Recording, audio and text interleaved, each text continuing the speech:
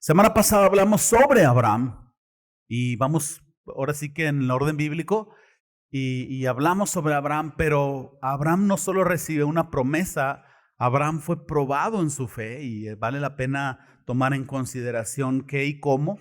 Entonces habían pasado los años desde que Dios le había dado esta promesa a Abraham y ahora tenemos a un Abraham con una fe más crecida, una fe más avanzada. Abraham tenía la promesa de Dios que iba a tener un hijo en su vejez cuando ya no podía tener hijos. Era algo sobrenatural, fuera de lo normal de este mundo que el Señor había prometido. Entonces Abraham tenía esta promesa y Abraham tenía este pacto, se había circuncidado él, y esta circuncisión, si se recuerdan, representaba el quitar este pellejo, ¿verdad?, de esta carne alrededor del prepucio, como una forma de distinguirse como un pueblo especial para Dios. Y hablábamos cómo lo mismo debe suceder con los cristianos: quitar las actitudes y las decisiones carnales y comportarnos conforme al llamado de Dios para nosotros. Él nos ha pedido que seamos un pueblo santo, una nación adquirida, personas de un real sacerdocio. Entonces no nos va a hacer religiosos en condenar a otros, pero nuestras acciones carnales, como nos desempeñamos socialmente, laboralmente, en cada aspecto de nuestras vidas, la gente tiene que ver una distinción y decir: órale, ellos son cristianos. Y bueno, para Abraham era esta promesa de una nación grande a través de su hijo, y este pacto de la circuncisión. Y la prueba y el crecimiento de fe no habían terminado para la vida de Abraham. La historia nos dice que hubo un momento de desesperación entre Abraham y Sara, y a todos nos pasa. Tenían la promesa, pero como que no veían que no sucedía. Y muchas de las veces nosotros estamos desesperados porque queremos que las cosas de Dios sucedan en nuestro tiempo, ¿verdad? Yo me he encontrado muchas veces orando por paciencia y le digo: Señor, dame paciencia, pero dámela ya, en este momento, ya, ahorita. Y el tiempo de Dios no es el tiempo mío, y sucede así. Pero estaban desesperados Abraham y Sara, y finalmente llegaron a una solución humana, un error que cometemos todos, ¿no? Y dijeron: bueno, pues si Dios te prometió un hijo, le dijo Sara, pues aquí está mi sierva, ten relaciones sexuales con ella y ya tienes tu hijo, y entonces a lo mejor se cumple la promesa. Entonces nace este hijo que no es el prometido, es Ismael. Y entonces la promesa de Dios para Abraham era que le iba a dar un hijo en su matrimonio y a través de Sara, su mujer. Entonces se desesperaron y tuvieron este Ismael. ¿Cuántas veces nosotros hemos estado en una situación similar? Dios ha traído una promesa a nuestras vidas y hemos tomado la situación en nuestras manos.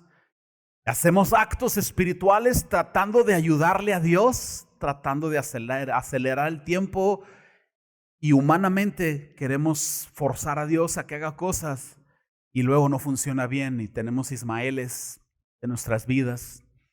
Es que importante es tomar el ejemplo de Abraham y saber que debemos de esperar los tiempos de Dios y las formas de Dios. Y aún así Dios es paciente con nosotros. Vemos que Dios fue paciente con Abraham, entendió que tuvo este desliz. Eso no lo descalifica como el padre de la fe, pero a fin de cuentas el Señor trató con él, lo siguió guiando a una fe sólida. Y llegó el tiempo, llegó este hijo prometido, nació Isaac, y había gran gozo en la familia. Estaba este hijo que Dios había prometido, y empezó a crecer, los años empezaron a pasar, y no sabemos qué edad tenía Isaac cuando Dios le dijo a Abraham que lo sacrificara. Dijo: ofrécelo, tu hijo. Yo sí que está medio, ofrécelo en sacrificio. Y Abraham: sí, claro que sí. ¿Cómo, Señor? ¿Me puedes mandar un correo confirmando este asunto?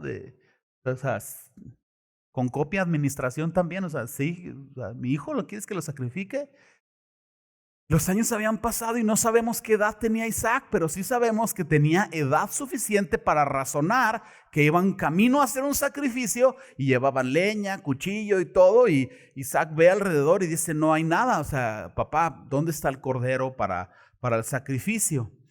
Y esto nos dice que si Isaac tenía la madurez mental para darse cuenta que no había un cordero, un carnero para el sacrificio, Eso nos dice que entonces que ya era joven, adolescente, más o menos, y ya había una relación paternal entre Abraham y su hijo.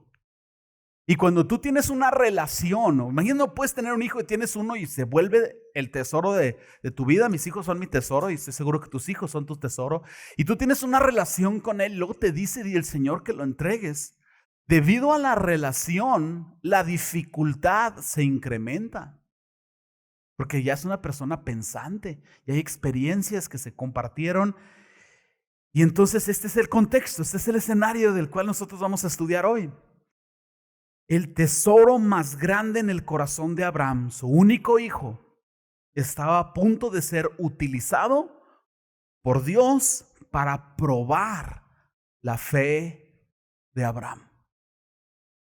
Dios quería saber quién era el verdadero Dios en el corazón de Abraham, si su hijo o él. Al final de este mensaje tú quieres llevarte esta verdad central, este pensamiento importante, aparece aquí en pantalla. Toda fe será probada con el fin de que nuestra confianza y nuestro conocimiento del Señor crezca.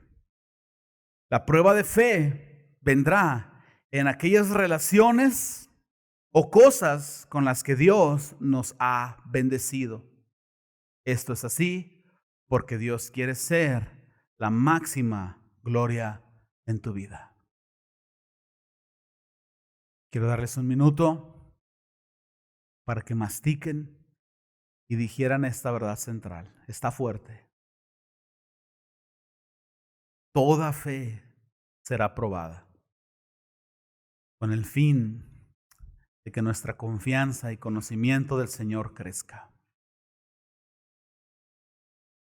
Y la prueba de fe vendrá en aquellas relaciones o en aquellas cosas en las cuales Dios nos ha bendecido. Dios había bendecido a Abraham con un hijo y a través de ese hijo vino la prueba. Wow, va a estar fuerte. Inciso A. Dios le pide a Abraham que sacrifique a su único hijo. Abre tu Biblia conmigo en el capítulo 22 del libro de Génesis. Vamos a leer Génesis 22, versículos del 1 al 6. Y vamos a ver cómo es esto que Dios le pidió a Abraham. Dice Génesis 22, 1. Aconteció después de estas cosas que probó Dios a Abraham. Y le dijo, Abraham, y respondió, heme aquí. Y el Señor dijo, toma ahora tu hijo, tu único hijo, Isaac, a quien amas. Vete a tierra de Moriah y ofrécelo ahí en holocausto sobre uno de los montes que yo te diré. Abraham se levantó muy de mañana y enalardó o preparó su asno y tomó consigo siervos suyos y a Isaac su hijo y cortó leña para el holocausto y se levantó y fue al lugar que Dios dijo. Y al tercer día Dios alzó a Abraham sus ojos y vio un lugar de lejos. Entonces dijo Abraham a sus siervos, esperad aquí con el asno. Y yo y el muchacho iremos hasta ahí y adoraremos y volveremos a vosotros. Tomó Abraham la leña del holocausto y la puso sobre Isaac su hijo, y le tomó en su mano el fuego y el cuchillo, y fueron ambos juntos. Si tú regresas tu vista al versículo 3, versículo 2, el Señor le dice, sacrifica a tu hijo en el lugar donde yo te voy a decir. Y luego hay un brinco del versículo 2 al versículo 3. El brinco es este. Y Abraham se levantó muy de mañana. El espacio entre estos dos versículos lo desconocemos. Pero nada más piénsalo. Tienes que sacrificar a tu hijo porque Dios lo pidió. Hay ansiedad, hay lágrimas, estás toda la noche orando, estás angustiado, estás cortando la leña confundido, estás pidiendo consejo, leyendo tu Biblia. El brinco del 2 al 3 hay un hueco tan grande que quizás con un poco de imaginación nos puede ayudar a reconstruir los hechos, pero Es bien fácil decir que confiamos en Dios. Todos podemos estar aquí sin ofender a nadie, lo digo en una manera objetiva, levantando nuestras manos al Señor y diciendo que confiamos en Él y podemos predicar de la fe y dar exposiciones bíblicas de la fe, pero ¿qué pasa cuando viene la prueba de fe? Tú podrás decir lo que quieras, pero la única manera de probar tu fe es a través de la obediencia. Por eso la fe sin obras está muerta. No es suficiente que creas. Tus acciones, tu actitud, tu vida tiene que ser en obediencia congruente a lo que crees. Y esa obediencia muchas de las veces va a venir con esfuerzo y con un corazón partido y sin ganas de hacerlo. Pero la obediencia es la única manera de probar una fe genuina. Entonces lo que nosotros vemos en Abraham es una confianza profunda en el carácter bondadoso de Dios. Abraham realmente tenía la intención de sacrificar a su hijo. Abraham no estaba esperando, ay, que algo pase, ay, ya faltan 10 pasos, me voy a dar otra vuelta extra a ver si ahora sí ya. No, Abraham llevaba toda la intención, corazón partido sí, pero toda la intención de sacrificar a su hijo. Dios le dio una promesa. Dios le dio a su hijo y luego Dios probó la fe de Abraham. ¿Cómo te sentirías tú si Dios pidiera que renunciaras a tu hijo? ¿Cómo te sentirías tú si Dios pidiera que renunciaras a tu esposo o a tu esposa o a tu padre o a tu mamá? Dios no pediría que con un cuchillo lo ofrecieras en holocausto. Pero a veces puede venir un diagnóstico médico,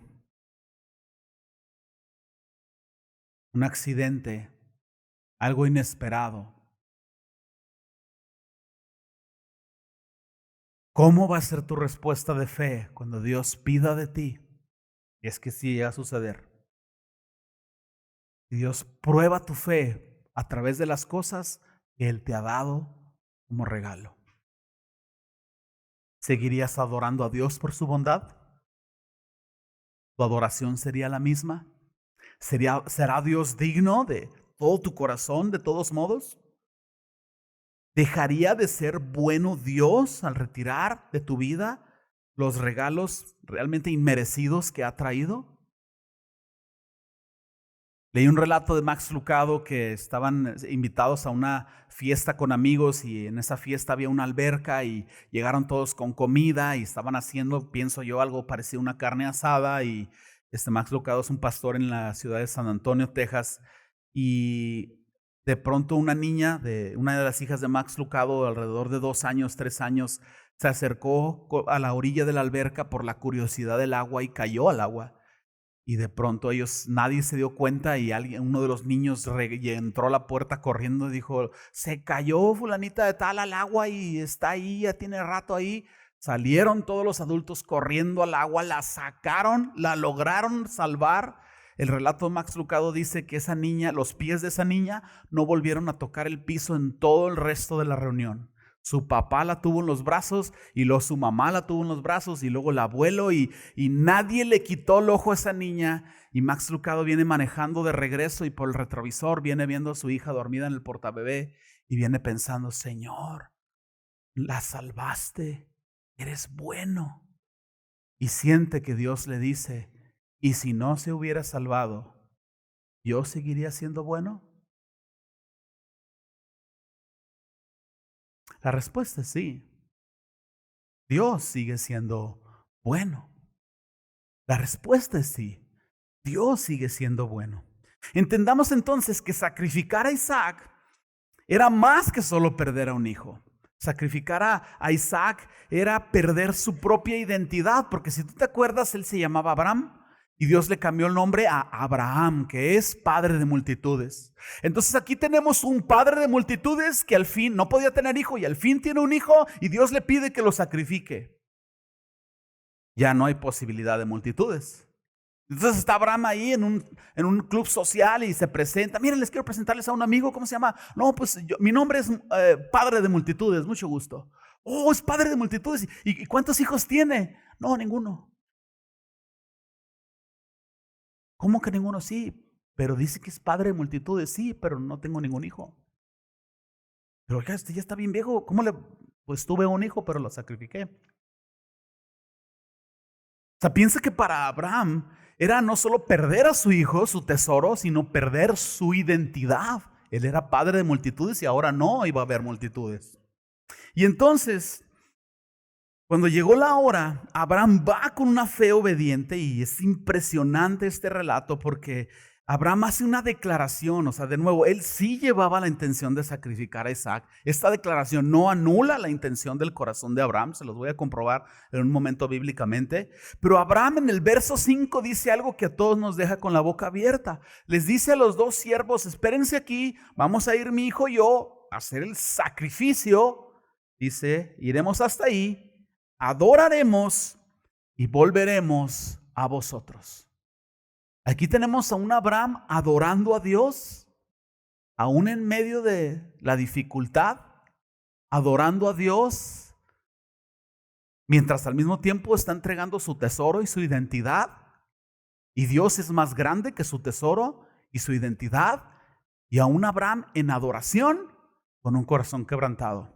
Es posible ambos.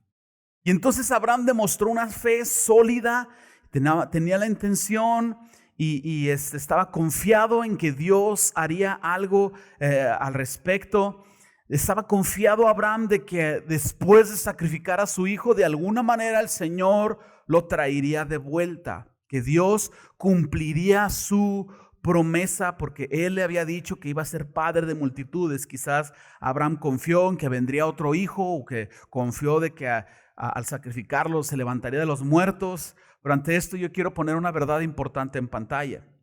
Nuestra fe consiste en confiar que el carácter de Dios no cambia.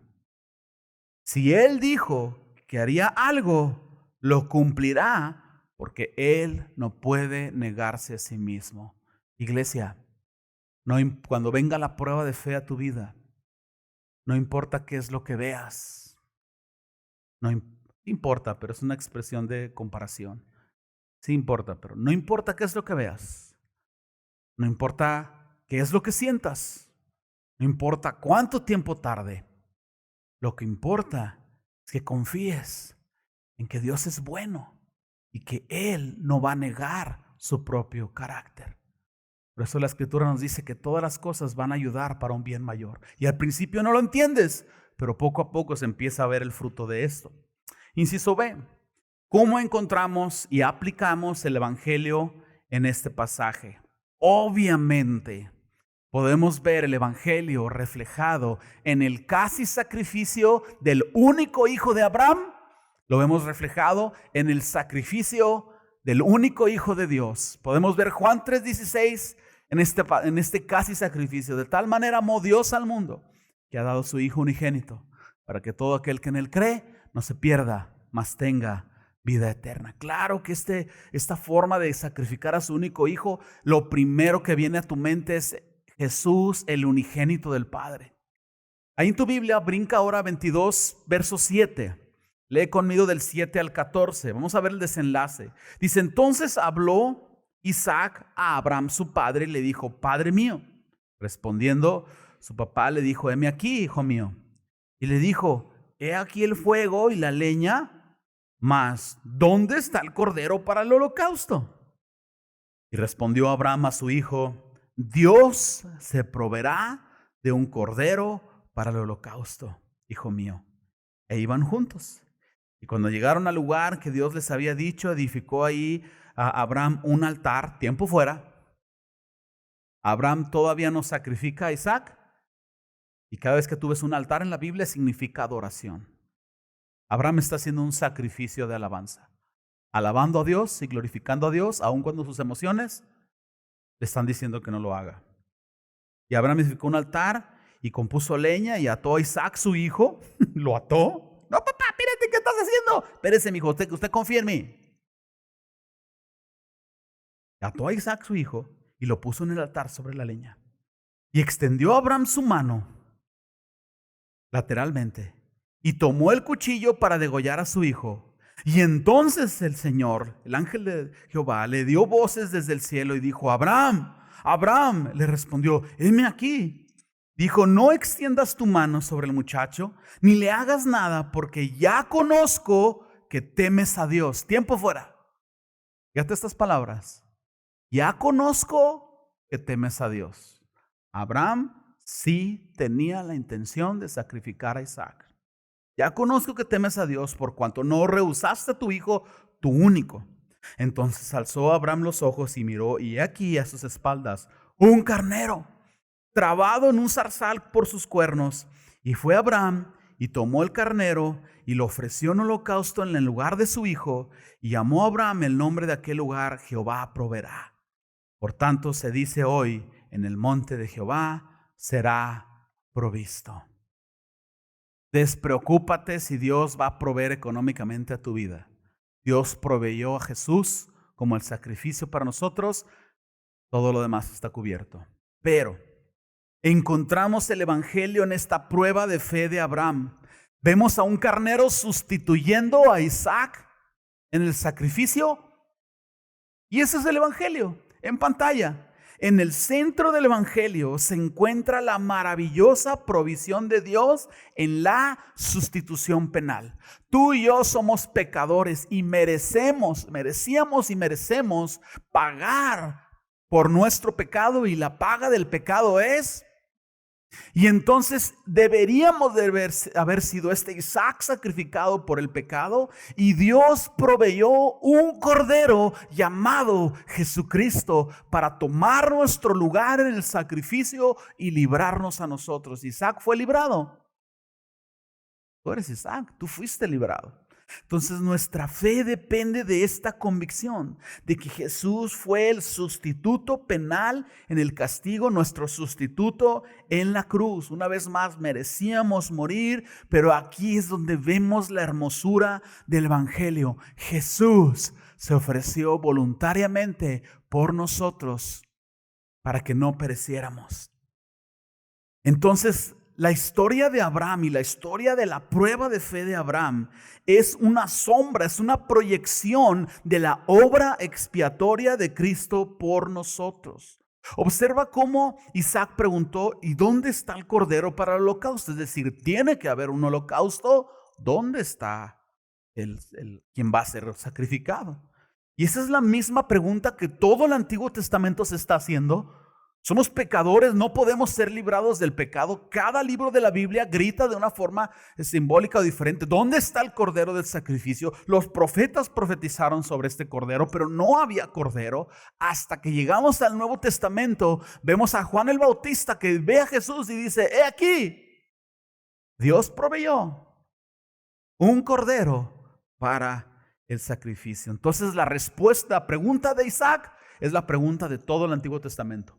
La respuesta de Abraham: Dios proveerá un cordero para el holocausto, es la respuesta de todo el Nuevo Testamento. Tú puedes ver toda la Biblia en la prueba de fe de Abraham. Tú puedes ver el evangelio en el casi sacrificio de su hijo unigénito, de su único hijo, perdón. 2 Corintios 5:21, Nueva Traducción Viviente en pantalla. Dice la escritura: pues Dios hizo que Cristo, quien nunca pecó, fuera la ofrenda por nuestro pecado, para que nosotros pudiéramos estar en una relación correcta con Dios por medio de Cristo. ¿Qué sería de tu vida y de mi vida si el Señor no hubiera provisto a Jesús, el Cordero, para el sacrificio? Híjole, gloria a Dios por Jesucristo que nos ha salvado. ¿No es cierto, iglesia?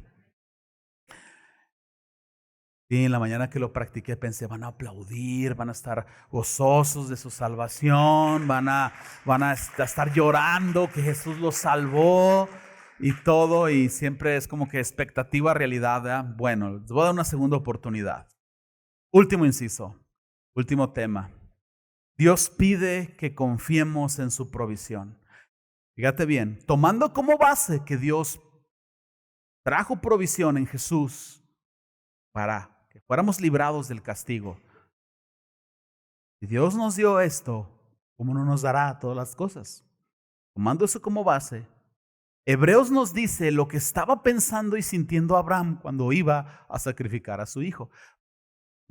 Pon una marca en Génesis, o si quieres déjalo, y vamos ahora al Nuevo Testamento. Hebreos capítulo 11, ahí en tu Biblia va a ser bien importante que lo leas junto conmigo. Hebreos 11, voy a leer el verso 17 y 19.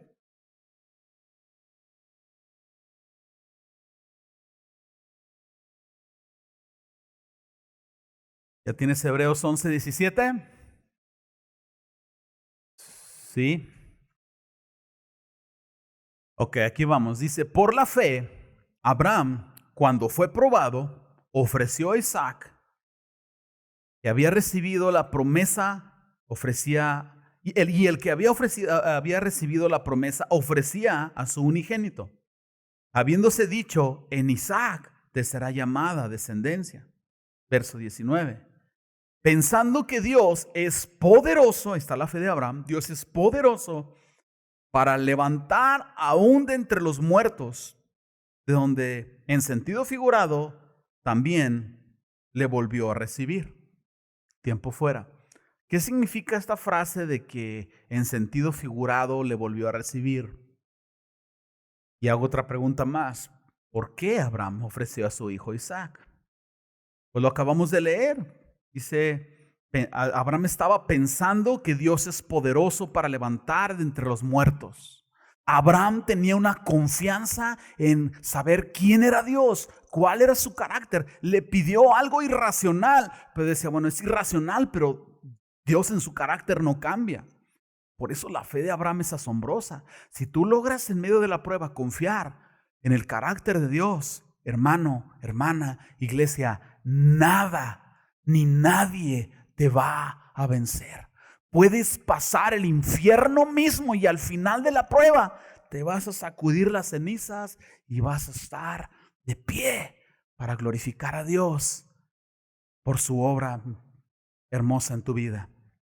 Entonces aquí está este Abraham ofreciendo a Isaac, confiado en el carácter misericordioso de Dios, pero mira más adelante como esta frase también lo volvió a recibir. O sea, Abraham tenía una confianza en la resurrección. Y déjame decirte en qué manera. Abraham sabía que Isaac había venido de una manera sobrenatural. Él era anciano, ya no podía tener hijos. No me hagan dar detalles, por favor.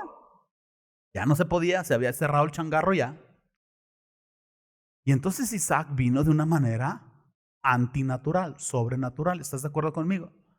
La fe de Abraham era que de la misma manera en que sobrenatural, en que Isaac había venido, era la misma manera en que Dios podía devolvérselo.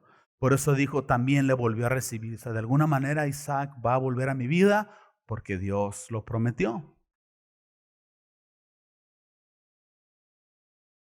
Esa es la razón por la cual Abraham pudo obedecer tal salvaje orden, tan, no salvaje, pero tan fuerte instrucción de parte de Dios, dolorosa, difícil, sí. Pero este patriarca, este hombre de fe sabía que al final la resurrección de Isaac después de sacrificarlo levantaría la angustia y levantaría el dolor de su corazón. Ajá. ¿Estás pensando lo mismo que yo estoy pensando? Qué impresionante es Abraham. Abraham no solo es el ejemplo de la fe salvifica, el justo por la fe vivirá. Abraham es el ejemplo de la fe genuina en la resurrección de los muertos. Abraham en el Antiguo Testamento, antes de la ley, tenía un entendimiento más claro del Evangelio y de la resurrección de lo que muchos cristianos hoy en el Nuevo Testamento con Biblia completa tienen. Wow. Abraham tenía un entendimiento más claro del Evangelio y de la resurrección en el Antiguo Testamento de lo que muchos cristianos al día de hoy tienen. No es condenación, es un llamado a confiar en la resurrección. En pantalla, una verdad importante. La columna vertebral de la fe cristiana es la resurrección de los muertos. Si tan solo los cristianos de hoy confiaran en Dios como lo hizo Abraham, enfrentarían su prueba de fe de una manera muy diferente. Creer que el Señor levantará de los muertos a aquellos que murieron en Él fortalece nuestra fe, incrementa nuestra confianza. Y se los digo por experiencia, no hay otra manera de pasar este tipo de pruebas de fe más que poner tu mirada en el Evangelio, en lo eterno, y entender que el Evangelio y la eternidad son algo mucho más grande que tú, que tu identidad y que todo lo demás. Y que la muerte, por dolorosa que sea y difícil que sea, se los digo por experiencia, por dolorosa y difícil que sea la muerte, es meramente temporal a la luz de lo eterno. Porque esta leve tribulación momentánea, dice la Escritura, produce en nosotros cada vez más un excelente peso de gloria. No mirando las cosas que se ven, sino las que no se ven, porque las que no se ven son eternas. Pues tengo por cierto, dice Romanos, que las aflicciones del tiempo presente no son comparables con la gloria postrera que en vosotros ha de manifestarse.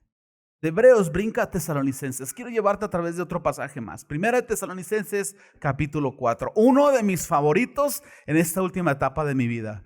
Primera de Tesalonicenses, capítulo 4, versos 13 y 14. Dice la Escritura. Bueno, les doy un momento que lo encuentren.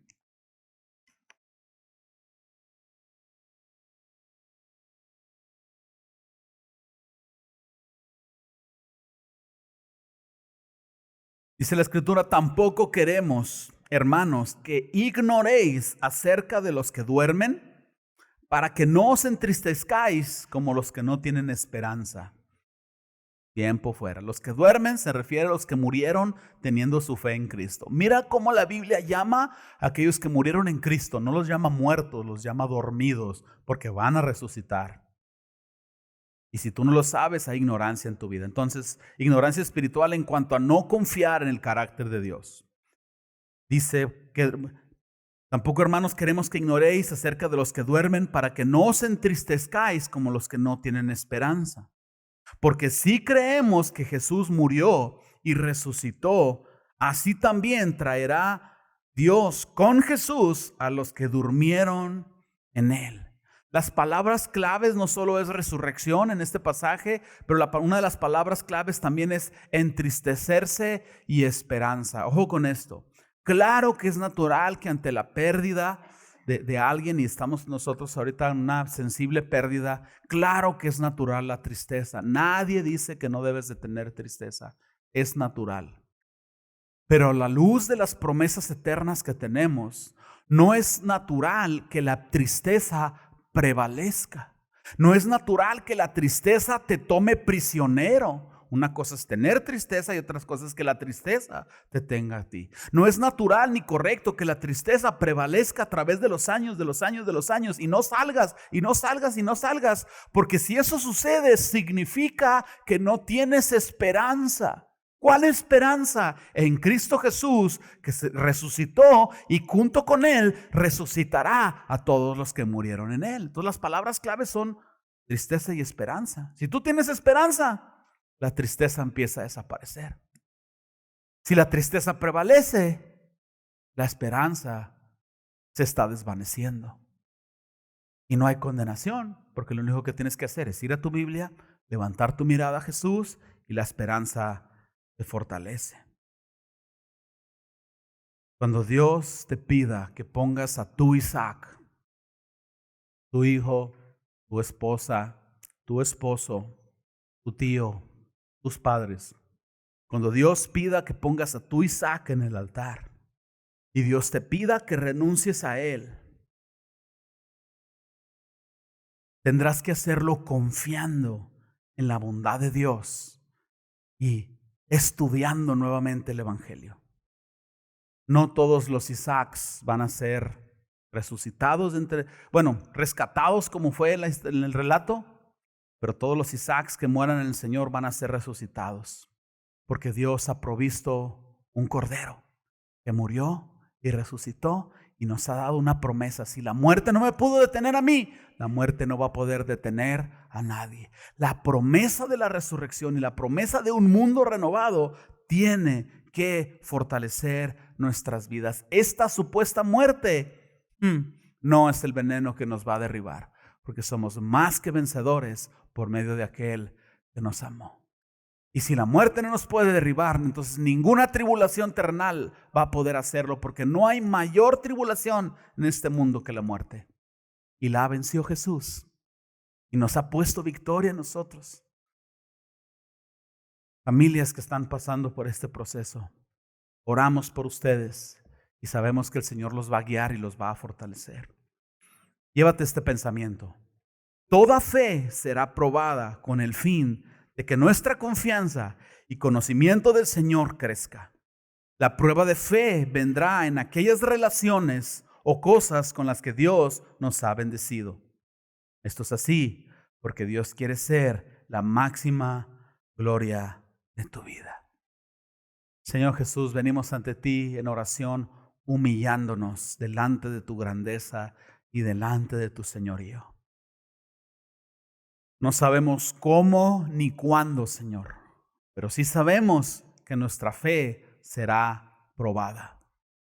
Así es de que nuestra oración es que tú nos fortalezcas, nos ayudes a seguir creciendo, nos des tu fortaleza y tu provisión de palabra en el tiempo de la prueba.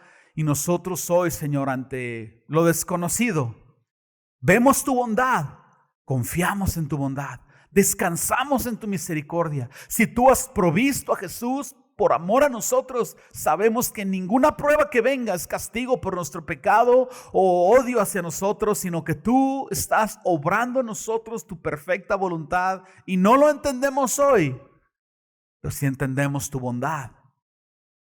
Y así que hacemos sacrificio de alabanza, Señor, y te adoramos en las buenas y en las malas, porque tú eres Dios y porque tú eres bueno y porque para siempre es tu misericordia, Señor.